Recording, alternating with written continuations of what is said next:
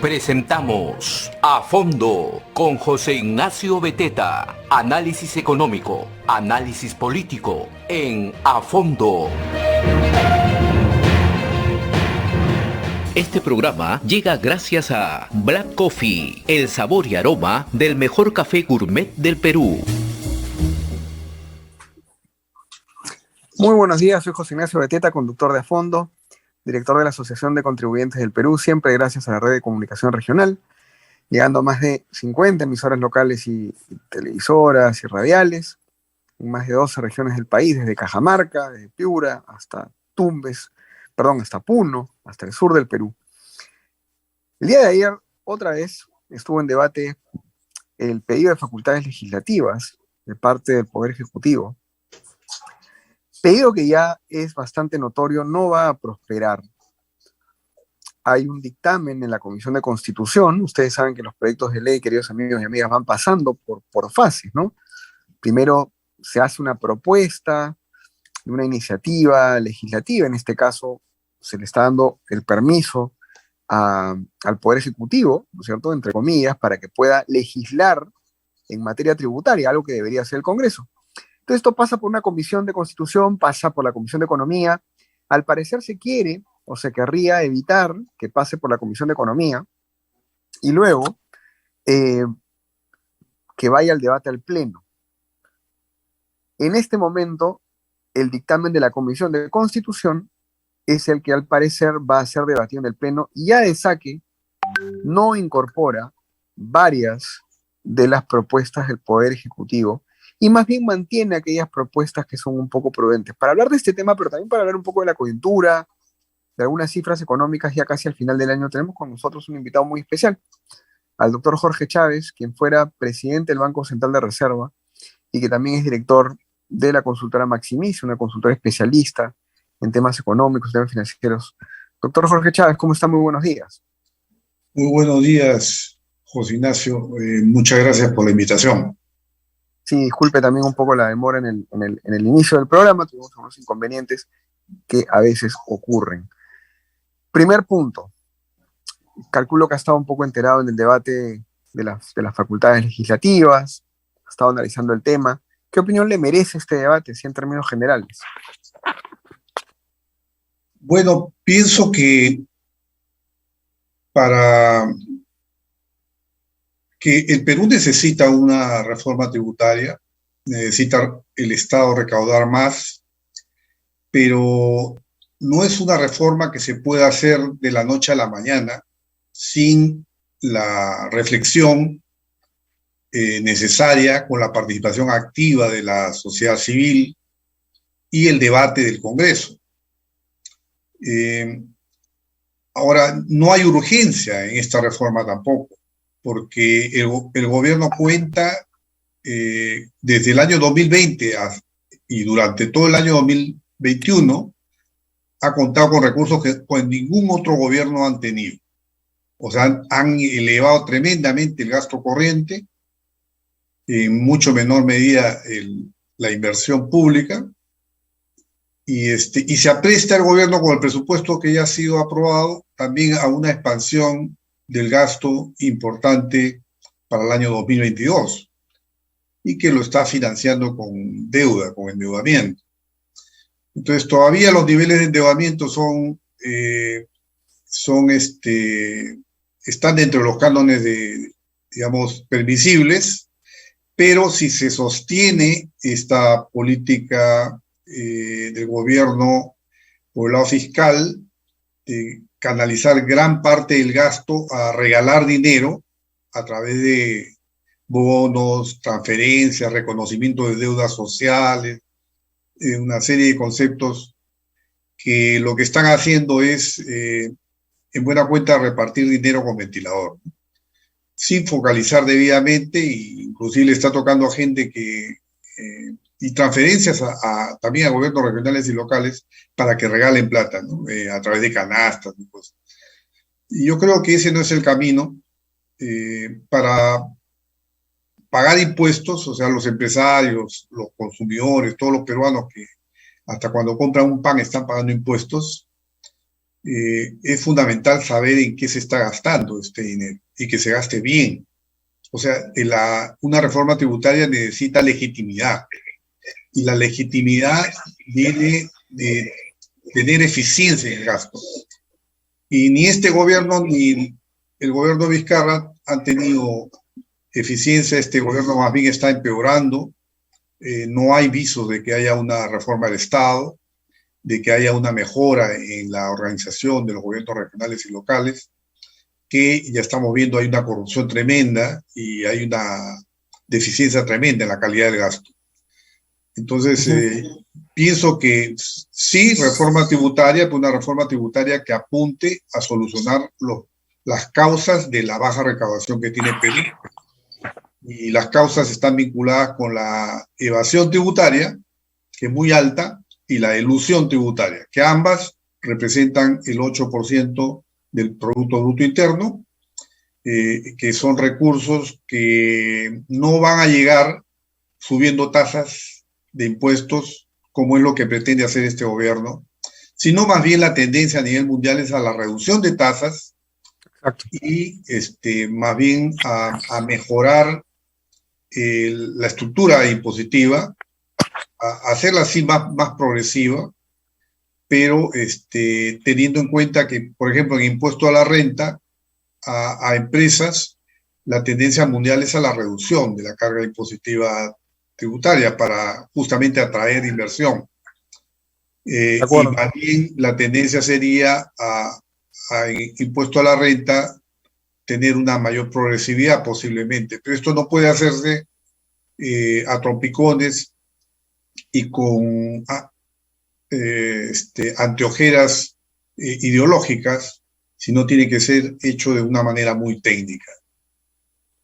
De acuerdo, y sobre todo pensando en el contrato social, porque acá viene mi siguiente pregunta un poco derivada de esa reflexión primera, que estoy totalmente de acuerdo con ella, es, a ver, si el ciudadano de a pie no siente, literalmente siente, percibe, siente que hay servicios públicos, que hay seguridad, que hay agua, que hay luz, que hay carreteras buenas, en buen estado, que hay justicia, ¿con qué incentivos va a pagar impuestos, digamos, ¿no? O sea, porque finalmente esta evasión, la gran evasión del peruano, es la evasión de la informalidad, que es ese sistema paralelo en el cual vive pues 75% de los peruanos, y en zonas rurales hasta en el 90%, ¿no? Entonces, ¿cómo hacemos para ampliar esa base tributaria? ¿Dónde empieza ese círculo virtuoso que deberíamos tener y que no tenemos? Muy importante la reflexión. O sea, si no hay servicios públicos de calidad, si no hay la infraestructura, entonces esto pasa por una reforma del Estado. O sea, la reforma del Estado es mucho más urgente y no está planteada por el gobierno, es mucho más urgente que la reforma tributaria, ¿no? Y es una reforma que hace muchos años que se viene hablando de esto, pero que ningún gobierno se atreve a hacerlo, porque no quieren soltar la mamadera, porque en buena cuenta los partidos políticos que llegan al poder llegan haciendo clientelismo. Este gobierno, por ejemplo, está metiendo gente que da miedo. Si uno revisa el diario El Peruano, diariamente hay nombramientos de personas y la gran mayoría de ellos sin la idoneidad para ocupar cargos, y están generando pues una pérdida tremenda, claro, a un Estado que por sí ya era ineficiente. Ahora pues se va a convertir en un estado de los países más atrasados de África, ¿no? Y yo creo que estamos involucionando en lugar de avanzar hacia una reforma del Estado que permita generar más eficiencia en el gasto, reducir el gasto corriente. El gasto corriente es demasiado alto en el Perú y no le da espacio a la inversión pública. No hay manera de poder generar más infraestructura si es que no puede invertir el gobierno, y no lo puede hacer porque no tiene los recursos. Todos los recursos se van en sueldo y se va en coimas, ¿no? Y toda esta lucha anticorrupción que tanto se llenó la boca en campaña, señor Castillo, lo mismo que otros candidatos que están ahora sentados en el Congreso, y ni desde el Congreso ni desde el gobierno están haciendo nada por hacer una verdadera reforma que permita controlar la corrupción. Más bien la corrupción estamos viendo que ha entrado a Palacio de Gobierno de lleno, ¿no? y eso la verdad que es deprimente, le quita, digamos, pone a nuestra población en una crisis moral, ¿no? Si es que nuestro presidente, inclusive mucha gente que votó por él, por quien votamos, ya hay visos de corrupción, porque $20,000 encontrados en un baño, y eso porque dejaron al fiscal 3 horas esperando antes de que ingresara a Palacio de Gobierno. Imagínense, si hubiera entrado sin espera, hubiera encontrado cuánta plata, ¿no? O sea, no tuvieron tiempo de identificar esos $20,000 antes de que entrara el fiscal que fue a hacer esa revisión. Entonces, la verdad que lo que ha sucedido en cualquier otro país sería motivo de una tremenda crisis política, y acá en Perú estamos acostumbrados a la corrupción Sí. digamos, la aceptamos es bueno que robe, pero que haga obra, digamos, pero yo creo que ya es tiempo que el Perú cambie, que los peruanos también nosotros mismos cambiemos, ¿no? Actuemos con valores, con civismo, y al mismo tiempo exijamos a nuestros gobernantes que sean totalmente probos. De acuerdo, y ahora viene un poco el presupuesto 2022. Usted, profesor, ha estado en el Banco Central de Reserva dirigiéndolo y entiende perfectamente cómo se genera la estabilidad de un país, que es como la estabilidad de una casa, ¿no? En un hogar, formal, informal, pequeño, grande, mediano, el papá, la mamá no gasta más de lo que tiene. Si gasta más de lo que tiene, se endeuda, porque la plata no sale de los árboles, ¿no? Chile, hace pocos días salió una noticia en la cual se muestra que van a reducir el gasto público para el 2022. Y cuando hablan de gasto público, efectivamente hablan de gasto corriente, hablan de planilla, porque han tenido un 2020, un 2021, varios países han tenido que expandir su gasto, ya sea por temas sanitarios, por temas efectivamente de bonos y tantas cosas que ha generado esta pandemia. ¿Cómo ha visto usted el debate del presupuesto del 2022? ¿Qué recomendaciones haría? ¿Qué deberíamos esperar del gobierno en el 2022 en términos justamente de esto que usted menciona, gasto, presupuesto, inversión pública? El debate del presupuesto público en el Congreso a mí me parece una vergüenza por la propuesta tan mal sustentada por el lado del Ejecutivo, y también por el lado del Congreso, el haber aceptado la propuesta prácticamente tal cual, sin haber ido a la crítica de los fundamentos de ese presupuesto. Justamente esa expansión de gasto que está proponiendo, y que seguramente la va a ampliar después, porque todo el tiempo, cada año, hay un presupuesto modificado, que modifica el presupuesto originalmente aprobado en el Congreso, y que implica en promedio más de 22% de aumento de ese presupuesto original. En la realidad no se incumplen los gastos de inversión pública, pero lo que sí se cumple siempre es el gasto corriente. Entonces, todo el tiempo estamos haciendo crecer el gasto corriente. Y en el caso del presupuesto que ha presentado para el 2022 el señor Están Pedro quemando Franque, maquinaria. Los supuestos que han planteado son totalmente optimistas y realizables, no realistas, ¿no?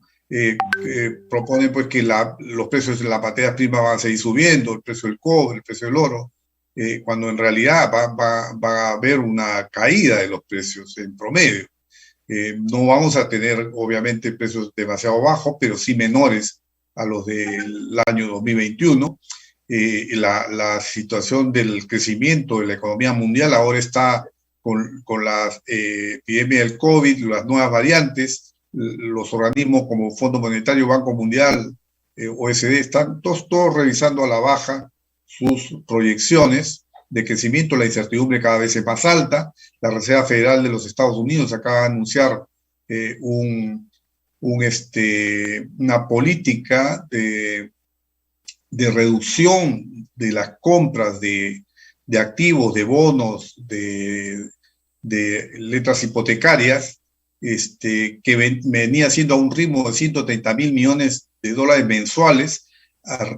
En un inicio, hace como un mes anunció ir reduciendo esto al ritmo de 15.000 millones por mes, y ahora acaba de anunciar la Reserva Federal que lo va a hacer a un ritmo de 30.000 millones. Quiere decir que a fines de marzo va a dejar de emitir la Reserva Federal, va a dejar de comprar estos activos, y eso va a significar un cambio absoluto de la regla de juego a nivel monetario, a nivel mundial.